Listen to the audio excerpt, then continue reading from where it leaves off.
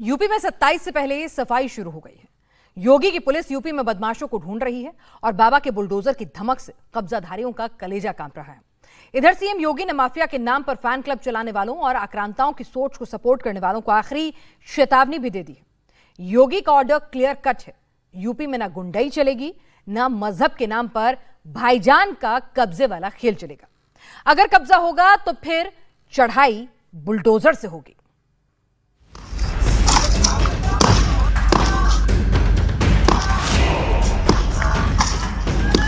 मस्जिद की दीवार पर दनादन हथौड़ा चल रहा है।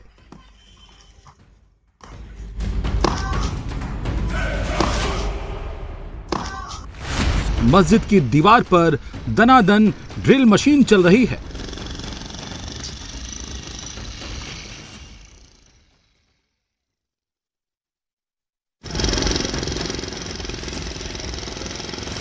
एक मजदूर मस्जिद की बाउंड्री वॉल पर हथौड़ा चला रहा है, दूसरी मशीन मस्जिद की दीवार पर ड्रिल मशीन चला रही है। संभल में सरकारी जमीन पर कब्जा भाईजान ने किया था और अब कब्जे को भाईजान ही हटा रहे हैं और अवैध कब्जे के बाकी हिस्से को हटाने के लिए मियां भाई योगी के सिस्टम से ही बुलडोजर मांग रहे हैं। आज यहाँ पे गांव में तहसीलदार साहब आए थे, उन्होंने क्या कहा आपसे? उन्होंने ये कहा था हम खाली हटा रहे थे, तो बोले जब मजदूर ना मिल पा रहे हम जेसीबी का इंतजाम करा, तो बोले कल करा देंगे। आपने जेसीबी की मांग की है? जी जी। क्या कहा, क्या आश्वासन दिया? कहते कल करा देंगे बोला। ये संभल के कब्जाधारियों में बाबा के बुलडोजर का खौफ है और ये खौफ इसलिए है क्योंकि बाबा का बुलडोजर लखनऊ, गोरखपुर और सीतापुर में अवैध मस्जिद की दीवार तक पहुंच गया है और योगी का बुलडोजर उस हर मस्जिद पर पहुंचेगा, हर उस मदरसे तक पहुंचेगा, हर उस दरगाह के दरवाजे पर जाएगा जिसका निर्माण कब्जे की अवैध जमीन पर हुआ है।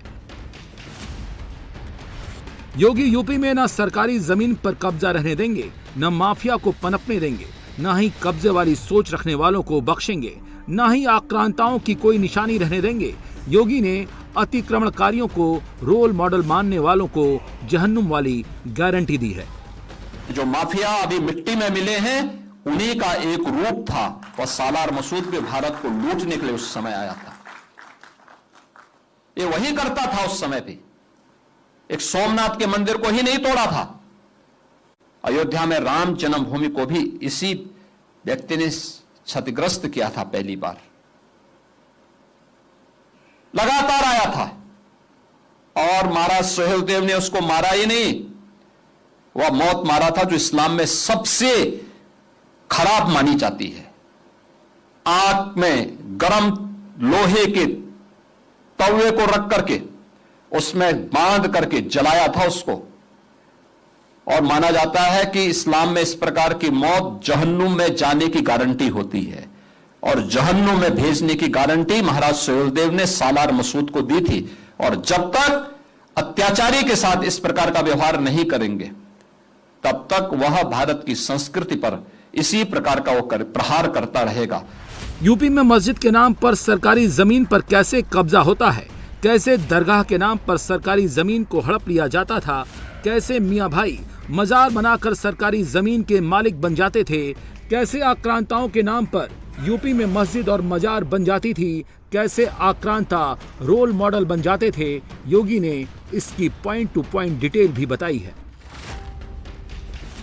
सबसे पहले कब्जे वाली जगह पर पत्थर के ऊपर हरा कपड़ा रख दिया जाता है, फिर धीरे धीरे उसे मजहब से जोड़कर कोई एक नाम देकर चमत्कारी बताया जाता है। चमत्कार के नाम पर भीड़ जुटाई जाती है, फिर छोटा ढांचा या कच्ची मजार बना दी जाती है और स्थानीय लोगों के विरोध न करने पर धीरे धीरे वहां पक्का निर्माण, चबूतरा और फिर बाउंड्री वॉल बना दी जाती है। कब्जे को वैध दिखाने के लिए उसे प्राचीन बताया जाने लगता है। उसके बाद इस अवैध कब्जे की आसपास की जमीनों पर भी अतिक्रमण कर लिया जाता है।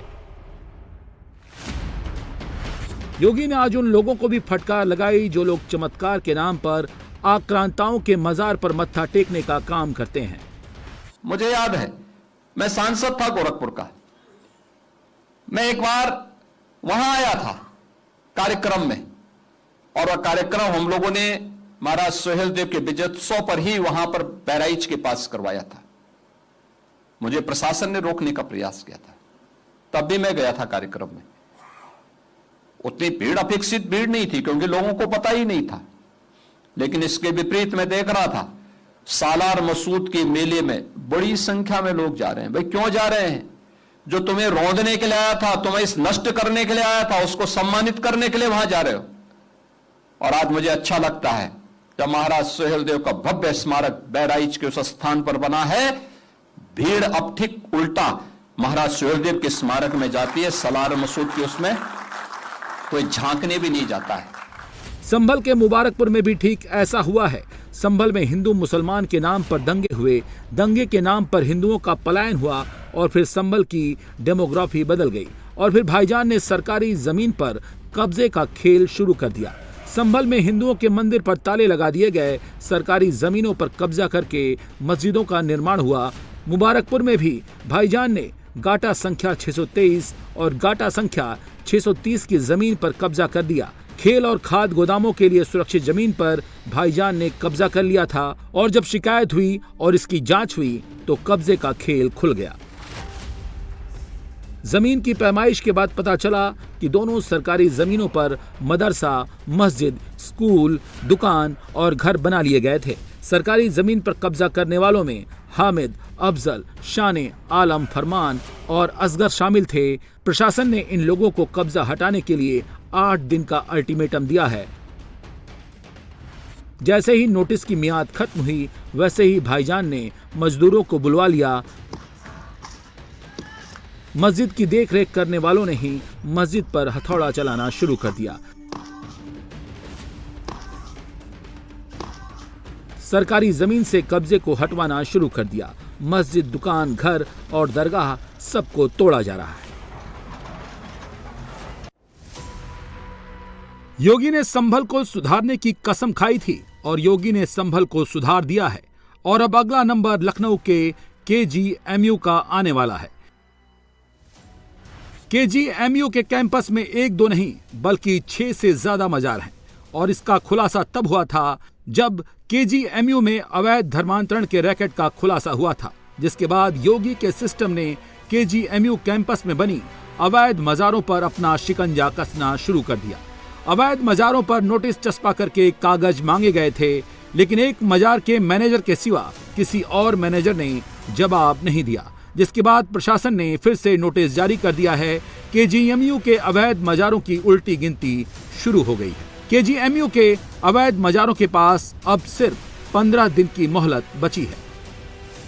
KGMU यानी कि किंग जॉर्ज मेडिकल यूनिवर्सिटी में जो मजारे मौजूद हैं उसको लेकर के KGMU प्रशासन पिछले कुछ समय से लीगल लड़ाई लड़ रहा है और इस दौरान KGMU परिसर के अंदर मौजूद लगभग 6 मजारों को बाकायदा नोटिस दिया गया था, लीगल नोटिस दिया गया था। सुप्रीम कोर्ट की जो गाइडलाइंस हैं उनका भी पालन किया गया था। बावजूद इसके अभी तक मजार एडमिनिस्ट्रेशन की तरफ से या मजार के लोगों की तरफ से KGMU को कोई भी संतोषजनक जवाब नहीं दिया गया है। साथ ही KGMU की तरफ से ये भी बताया गया है कि इस पूरे मामले में अब तक कोई भी वैध डॉक्यूमेंट जो इस पूरे मजारों के बारे में हो, जो इस पे इनका मालिकाना हक साबित करते हों, फिलहाल KGMU को नहीं मिले हैं। यही वजह है कि मियाद खत्म होने के बाद अब इन मजारों पर भी जो बुलडोजर एक्शन है उसका खतरा मंडराने लगा है।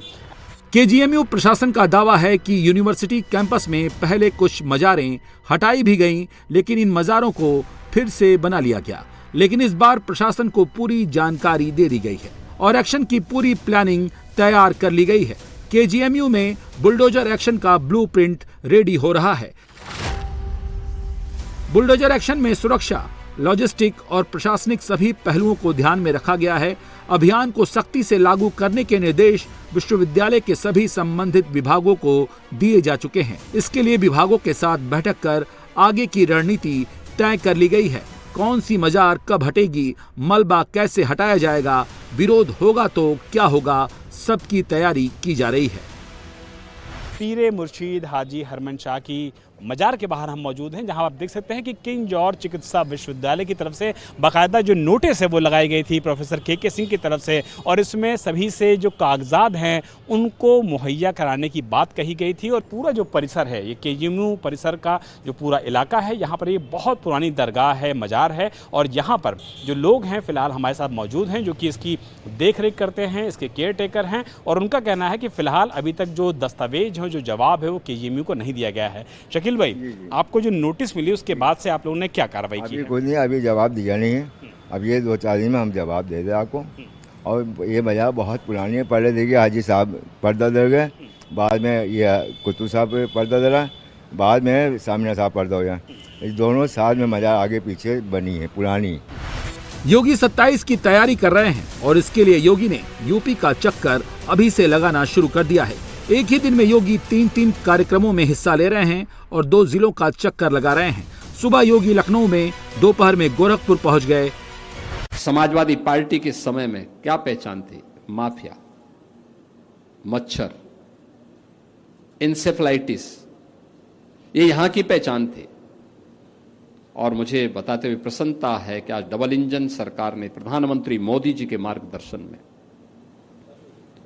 गोरखपुर ही नहीं पूरे प्रदेश को माफिया मुक्त कर दिया है। माफिया मुक्त उत्तर प्रदेश, उपद्रव मुक्त उत्तर प्रदेश, दंगा मुक्त उत्तर प्रदेश। योगी ग्राउंड विजिट कर रहे हैं और योगी का सिस्टम दनादन ग्राउंड पर एक्शन ले रहा है। यूपी में योगी का क्लियर कट ऑर्डर है, अवैध निर्माण नहीं रहेगा, सरकारी जमीन पर कब्जा नहीं चलेगा और योगी ना ही खलनायक को यूपी में नायक बनने देंगे। जिसका जैसा काम होगा वैसा ही उसके साथ सलूक और इंसाफ होगा। कुछ लोग उस वंदे मातरम का विरोध कर रहे हैं। क्या मतलब है इसका? खाएंगे हिंदुस्तान का लेकिन गाएंगे नहीं हिंदुस्तान का, ये नहीं चलेगा। अगर बिना भेदभाव के शासन की योजना का लाभ सबको मिल रहा है तो राष्ट्र के प्रतीकों को सम्मान देना होगा। यूपी में सिर्फ बाबा का बुलडोजर ही नहीं गरज रहा है, सिर्फ कब्जाधारियों का कलेजा ही नहीं कांप रहा है। यूपी में हथौड़े की धमक के साथ साथ बाबा के बुलेट वाला मॉडल पर भी जबरदस्त काम चल रहा है। यूपी में माफिया मटियामेट हो चुका है और अब यूपी में बदमाशों की फाइल पर फाइल बंद की जा रही है। पिछले 24 घंटे की बात करें तो यूपी में 2 बड़े एनकाउंटर हुए। फिरोजाबाद और मथुरा में गोली चली है। 27 से पहले यूपी में बुलडोजर और बुलेट दोनों से सफाई चल रही है। फिरोजाबाद में एसपी अनुज चौधरी ने एक बड़े ऑपरेशन को अंजाम दिया है। फिरोजाबाद में पशु तस्करी के बड़े रैकेट का खुलासा हुआ। जिन बदमाशों को पुलिस कंधे से उठाकर गाड़ी में डाल रही है, ये फिरोजाबाद के कुख्यात तस्कर जुम्मन और उसका गैंग है। पुलिस मुठभेड़ में सलीम, कल्लू, जुम्मन 3 को गोली लगी है। शमशेर, अफसर, फैजल और राहुल ने गोली के डर से सरेंडर कर दिया है। जुम्मन पर 28 मुकदमे दर्ज हैं, जिनमें हत्या, लूट, चोरी, गैंगस्टर समेत अन्य मामले शामिल हैं। मथुरा में पुलिस ने दुष्कर्म के आरोपी का इलाज किया है। ये जो पीले टी शर्ट में पुलिस के कंधे पर उछल कर चल रहा है, ये पवन कुमार है। पवन ने महिला को ब्लैकमेल करके उसके साथ रेप जैसी घिनौनी वारदात को अंजाम दिया था। अब योगी की फोर्स ने इसको गोली वाला डोज दे दिया है।